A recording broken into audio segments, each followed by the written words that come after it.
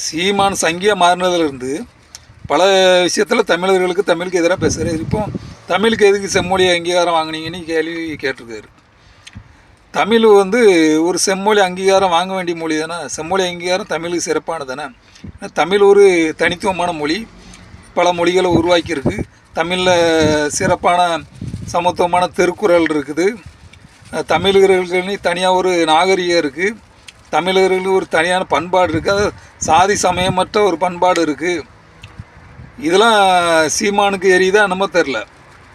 அதனால் ஏற்கனவே தமிழ் செம்மொழியாக தான் இருந்துச்சு. இப்போ அதுக்கான அங்கீகாரம் வேணல, உலக லெவலில் வேணல. அதைத்தான் கலைஞர் செஞ்சுருக்காரு. தமிழோட சிறப்பான ஒரு மேத மொழின்னு இன்னும் கருவறைக்கில் சொல்கிறாங்களா ஒரு மொழி, அதை ஏற்று சீமான் போராடுவாரா? தமிழோட அதிகமாக சமஸ்கிருத நிதி ஒதுக்கணும் மத்திய அரசு, அதை கண்டித்து போராடி இருக்காரா? இது வரைக்கும் போராட மாட்டார். இப்படி தமிழுக்கு எதிராக தமிழ் ஒரு நாகரிகத்தை இழுத்து முடலாம் நினைக்கிறாங்களா? இப்போ அதை ஏற்று போராட மாட்டார். தமிழ் தேசியங்கிற பேரில் தமிழுக்கு எதிராக பல வேலைகள் செஞ்சுக்கிட்டு அது திசை திருப்பிக்கிட்டு இருக்கார் சீமான். இது ஒரு பச்சை துரோகம். சீமான் ஒரு பச்சை துரோகியாக மாறிட்டார்.